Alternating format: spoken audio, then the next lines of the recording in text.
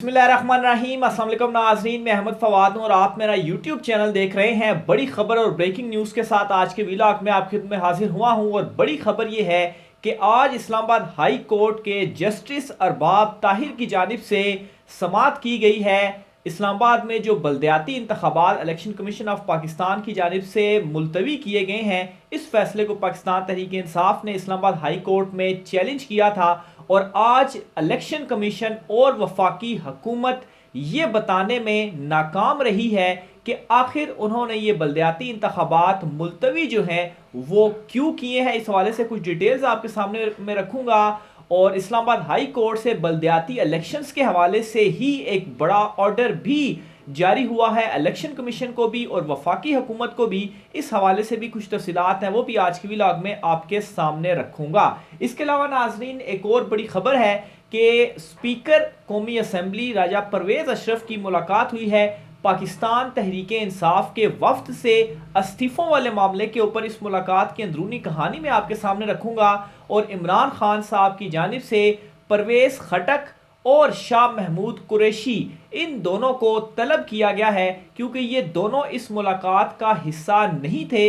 हालांकि हिदायत तो ये थी कि ये भी इस मुलाकात में मौजूद होंगे, लेकिन ये दोनों इसमें मौजूद नहीं थे, जिस पर इमरान खान साहब की जानिब से इन दोनों को तलब जो है वो किया गया है। ये मामला क्या है, इस हवाले से भी कुछ डिटेल्स जो हैं वो भी आज के व्लॉग में आपके सामने रखूँगा। सबसे पहले तो नाज़रीन, मैं आपको ये बताता चलूँ कि आज जब केस की समाअत शुरू हुई इस्लामाबाद हाई कोर्ट में, ये जो बल्दियाती इलेक्शंस मुलतवी करने का फ़ैसला पाकिस्तान तहरीक इंसाफ ने चैलेंज किया था, तो आगाज़ में ही जब अटारनी जनरल को इस्लामाबाद हाई कोर्ट के जस्टिस अरबाब ताहिर साहब की जानिब से बुलाकर पूछा गया और कहा गया कि आपने हमारा जो कल का ऑर्डर है वो पढ़ा है, और कल के ऑर्डर में यह था कि ये इलेक्शन मुलतवी होने से जो उम्मीदवार हैं जिन्होंने कंपेन के ऊपर ख़र्चा किया, plus election commission of Pakistan का जो करोड़ों का ख़र्चा हुआ, इसका रिस्पॉन्सिबल कौन है, क्या वो जो कैबिनेट है वो ये पैसे देगी। तो इस पर जो अटॉर्नी जनरल थे उन्होंने आते साथ ही सबसे पहले क्या किया कि सारे का सारा जो मलबा है वो उठाकर फेंक दिया इलेक्शन कमीशन के ऊपर। और उन्होंने कहा कि इलेक्शन कमीशन के जो नुमाइंदे हैं वो यहाँ पर मौजूद हैं, आप इन्हीं से पूछ लें कि ये जो फैसला है वो इन्होंने क्यों दिया। यानी कि इलेक्शन कमीशन ने तो जाहिर सी बात है, हुकूमत ने जो यूसीस की तादाद, यूनियन काउंसिल्स की तादाद 101 से 125 की थी, इस पर जो फैसला है वो इलेक्शन कमीशन ने सुनाया, लेकिन स्टिल अटॉर्नी जनरल ने ज़्यादा कुछ नहीं कहा और आते साथ ही मलबा इलेक्शन कमीशन के ऊपर डाला। और डीजी लॉ और इलेक्शन कमीशन के जो वकील थे उन्होंने आज अदालत को ये बताया कि एक तो इलेक्शन कमीशन मुकम्मल तौर पर तैयार था और वो ऑर्डर भी दे चुका था कि जो वफाकी हुकूमत ने नोटिफिकेशन जारी किया यूसीस की तादाद बढ़ाने का, उसे मुस्तरद करते हैं। लेकिन फिर इस्लामाबाद हाई कोर्ट ने फैसला दिया और उस फैसले के बाद इलेक्शन कमीशन ने ये डिसाइड किया कि इलेक्शन जो है वो हम मुलतवी करते हैं। प्लस उन्होंने अपने दलाइल में ये भी कहा कि वफाकी हुकूमत को पूरा इख्तियार है कि वो जो यूनियन काउंसिल्स की तादाद हैं वो बढ़ा दे। और इसी बात पर जस्टिस अरबाब ताहिर की जानिब से ये क्वेश्चन किया गया कि क्या वफाकी हुकूमत किसी भी वक्त जो यूसीस की तादाद है उसको बढ़ा सकता है। तो इस पर ये बताना था वकील इलेक्शन कमीशन की जानिब से कि वफाकी हुकूमत के पास ये इख्तियार भी है और प्लस इसका कोई टाइम फ्रेम नहीं है कि इस वक्त में ही आप जो यूसीस की तादाद है वो बढ़ा सकते हैं। यानी कि इसका मतलब ये हुआ कि किसी भी वक्त वफाकी हुकूमत यूसीस की जो तादाद है वो बढ़ा सकती है। और फिर सबसे इम्पॉर्टेंट पॉइंट जो आज की समाअत में हुआ वो ये था, जिसके ऊपर इलेक्शन कमीशन के पास जो है और प्लस हुकूमत दोनों के पास कोई जवाब नहीं था, और वो ये था कि जब यूसीस की तादाद इस्लामाबाद की 50 से 101 तक की गई और प्लस जब 101 से 125 तक की गई, तो ये जो दोनों मतबा तादाद बढ़ाई गई है ये 2017 की मरदमशुमारी के तहत बढ़ाई गई है। तो आखिर 2017 की मरदमशुमारी के तहत दो मरतबा आप जो यूसीस की तादाद है वो कैसे बढ़ा सकते हैं। और दावा ये करते हैं कि इस्लामाबाद की आबादी जो है वो काफ़ी ज़्यादा बढ़ चुकी है, तो मरदमशुमारी तो आप 2017 की ही ले रहे हैं और एक मरदमशुमारी के ऊपर आप दो दफ़ा यूसीस की तादाद बढ़ा चुके हैं। तो इसके ऊपर अदालत को कन्विंस भी नहीं कर पाए और कोई जवाब भी अदालत को नहीं दे पाए। अलबत्ता इलेक्शन कमीशन ने यह कह दिया कि अब चूंकि वक्त गुजर चुका है तो 31 तारीख को हम इलेक्शन करवा ही नहीं सकते।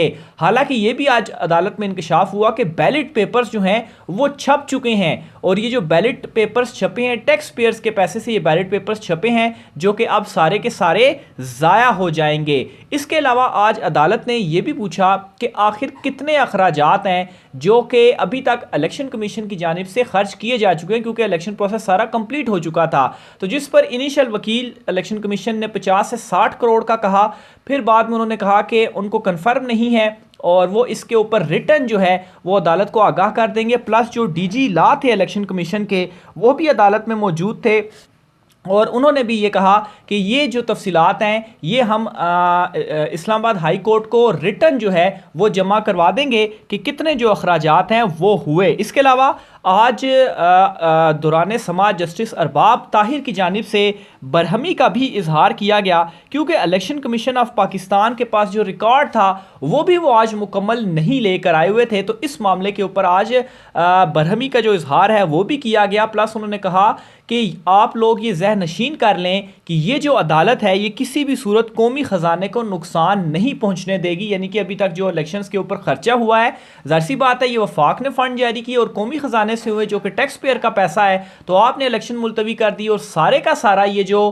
खर्चा है वो अब कौन पे करेगा। तो ये उन्होंने जो है वो क्लियर किया कि ये कौमी ख़जाने के ऊपर जो है वो इसका बोझ किसी सूरत भी नहीं पड़ने देंगे। इसके अलावा आज जो ऑर्डर किया गया जस्टिस अरबाब ताहिर की जानिब से इलेक्शन कमीशन को वो ये था कि इलेक्शन कमीशन आज ही मुलाकात करे वफाकी हुकूमत से और उनसे एक टाइम फ्रेम तय करे, क्योंकि अभी तो उन्होंने इलेक्शन मुलतवी करवा दिए हैं और 31 को अब नहीं हो सकते इलेक्शन, जो कि बयान भी सामने आ चुका है।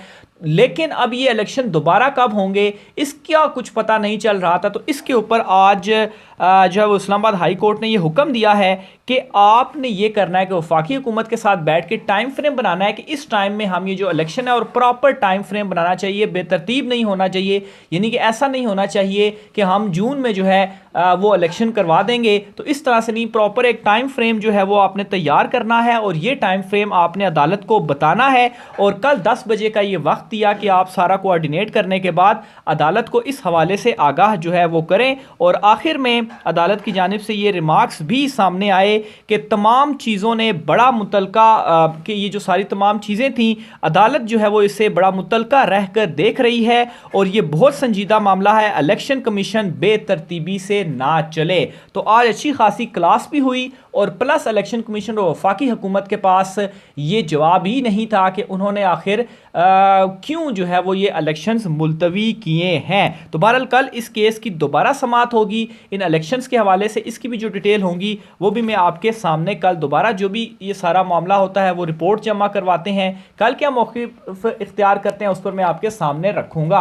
आगे चलकर एक और बड़ी खबर है वो मैं आपके सामने रखता चलूँ। मामला इस तरीके से है कि इलेक्शन कमीशन की जानिब से जो मुलाकात है वो कर ली गई है। इस्लामाबाद हाई कोर्ट ने आज ही हुक्म दिया और आज ही हुक्म के बाद मुलाकात इलेक्शन कमीशन ऑफ पाकिस्तान की जानिब से वफाकी हुकूमत से की गई है और इसमें नाज़रीन ये अंदिया दिया गया इलेक्शन कमीशन की जानिब से। ज़राए ने दावा किया है कि जो बल्दियाती इंतखाबात हैं अब इस्लामाबाद के जो कि 31 दिसंबर को होना थे वो अब रमज़ान के महीने में होंगे।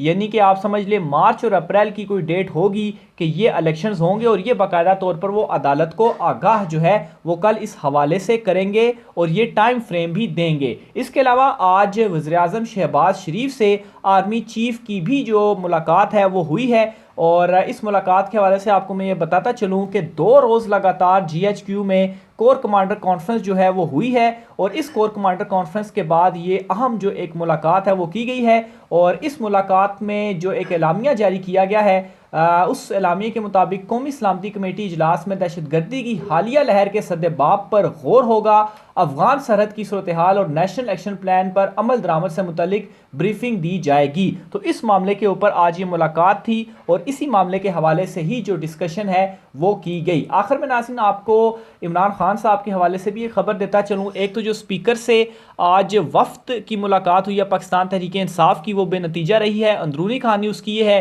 कि स्पीकर उनको कहते रहे कि आप असेंबली में वापस आएँ, तो पाकिस्तान तहरीक इंसाफ ने कहा कि आप ऐसा करें, इलेक्शन की डेट दे दें, उसके बाद तमाम तर जो चीज़ें हैं वो हम डिस्कस भी कर लेंगे और असेंबली में वापस भी आ जाएंगे। लेकिन यहाँ पर डेडलॉक कायम रहा। फिर इंडिविजुअल इस्तीफ़े मंजूर करने के हवाले से जो है वो स्पीकर डटे रहे और उन्होंने कहा कि मैं इंडिविजुअल इस्तीफ़े ही मंजूर करूँगा, कलेक्टिवली अगर इज्तमाही तौर पर जो आपने इस्तीफ़े दिए हैं उनको मंजूर नहीं करूँगा। और आज की मुलाकात में शाह महमूद कुरैशी और परवेज़ खटक जो थे उनका भी मौजूद होना था, लेकिन वो आज की मुलाकात में मौजूद नहीं थे, जिस पर इमरान खान साहब की जानिब से इन दोनों को बुलाया गया। और ज़राए का ये कहना है कि शाह महमूद कुरैशी और परवेज़ खटक ने आखिरी लम्हात में ये जो मुलाकात थी इससे